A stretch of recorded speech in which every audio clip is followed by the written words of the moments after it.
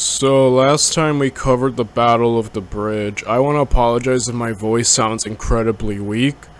Um, I was recording a lot, and, my voice, I get vocal fatigue very easily, so, you notice in these videos I'm always drinking water, just because, I always want to be, I don't know.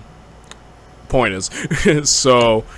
Yeah, point is, the Muslims suffered their first defeat at the Battle of the Bridge, and today we're gonna be looking at the the Battle of Pella, and let's see.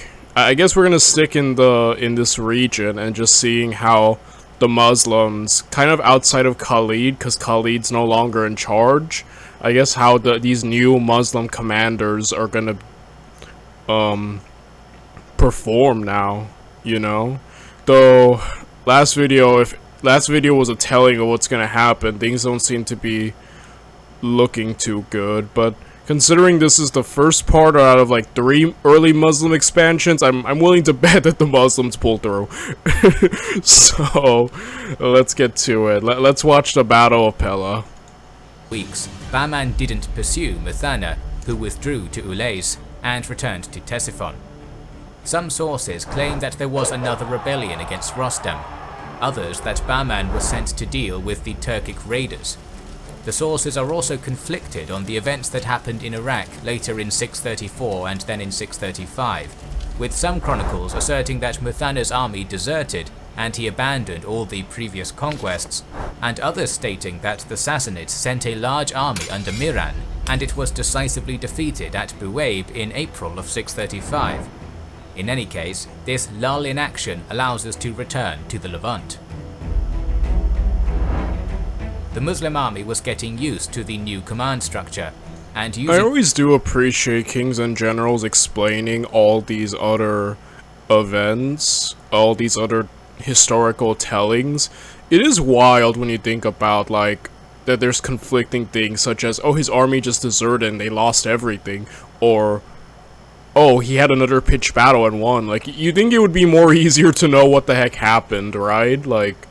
But, again, I always do appreciate kings and generals explaining all these other what all these sources are saying. And, you know, just kind of presenting it. He never says, this is what happened, this is what happened. He just, here's what this guy says, here's what that guy says. And then, you know, just leaves it at that and moves on to what we do know for sure happened. I don't know, I always appreciate that with him more than anyone else. I think he does this more than any other history YouTuber.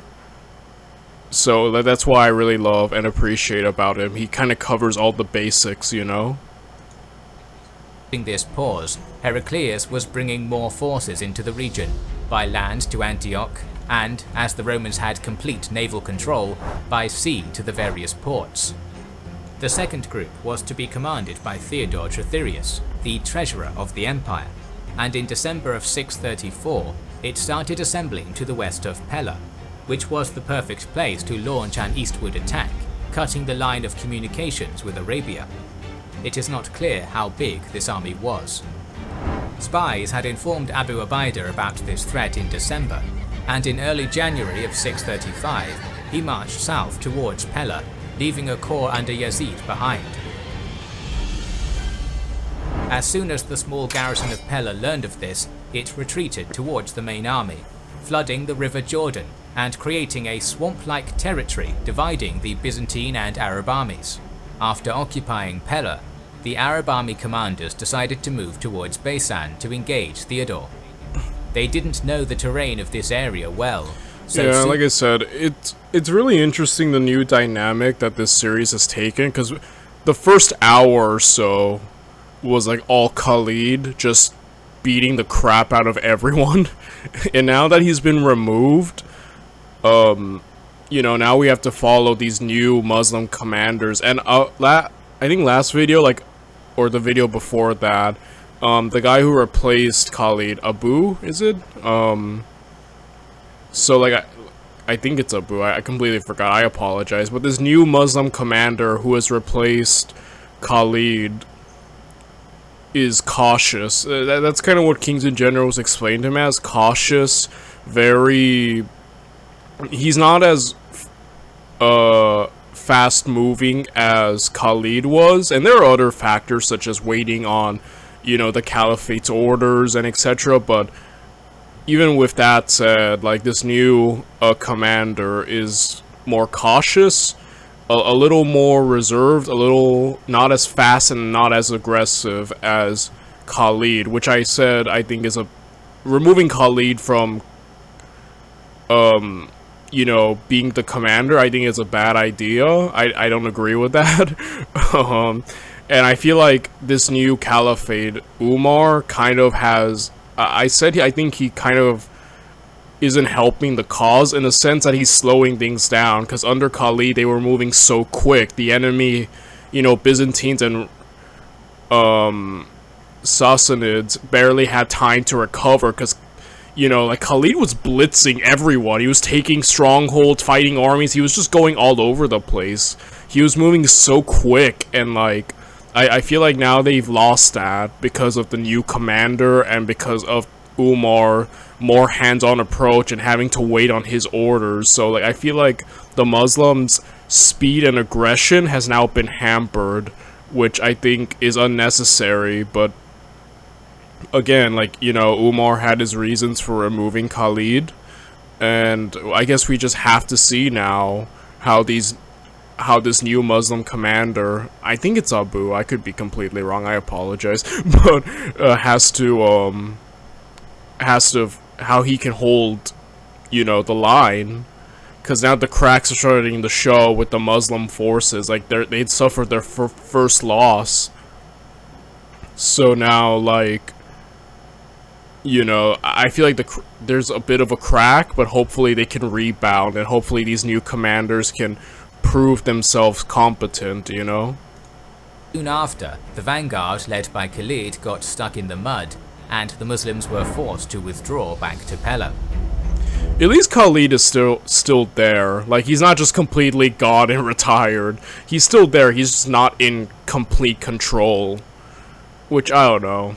He's a humble man. I'd be bitter. It reminds me of Belisarius. You remember the Belisarius series where he kept getting disgraced and demoted, but he still kept doing his duty? I'm like, man, you are a G, because I'd be bitter. But Khalid strikes me as a more humble man. He even took his demotion with grace, so again, I'm just kind of glazing Khalid. I'm just like, this guy's great. He's amazing. I love him. So I'm just kind of glazing the guy. But it's true, though. Like, I don't know.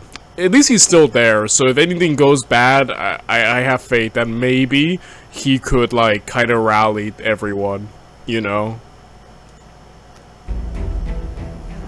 Theodore waited for a week or so, hoping that his foes would become less vigilant.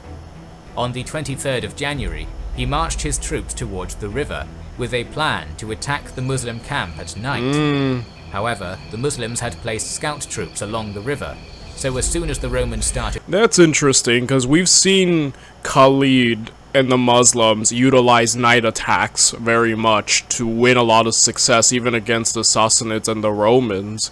So I guess it's interesting that the Romans tried doing that, kind of taking a trick from the Muslim book there. But the Muslims, fortunately, like I said, they have that speed and maneuverability with their light cavalry. Their light cavalry is so important to their overall army that even here it's utilized well. Like, as scouting, as attack, as, it has been utilized, the light cavalry, to great effect, but the Muslims have used it. So, yeah, they have that going for them. Great. Crossing, the Arab camp was informed of it and started to form up for battle. We have only limited details on the battle, which, according to the Arab sources, raged through the night and most of the next day. The Romans were able to push their counterparts back to the camp using their slightly larger numbers. According to one chronicle, Theodore was wounded in one of the charges, and the resultant loss of morale made the Romans retreat. When they began crossing a marsh, the Arabs used this to their advantage. They attacked, killing thousands. Oh. The rest returned to Baisan. Whatever was left of the Roman army dispersed into various garrisons to the west. Holy crap.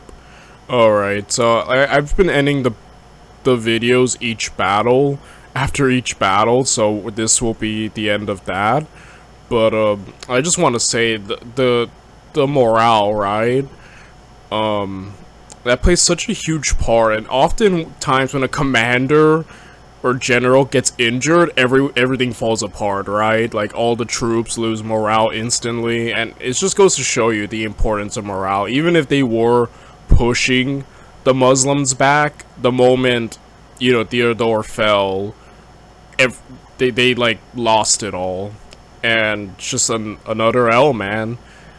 At least in this front, things are still going well, you know? So I guess we're gonna see how the Muslims do tomorrow during the siege of Emesa?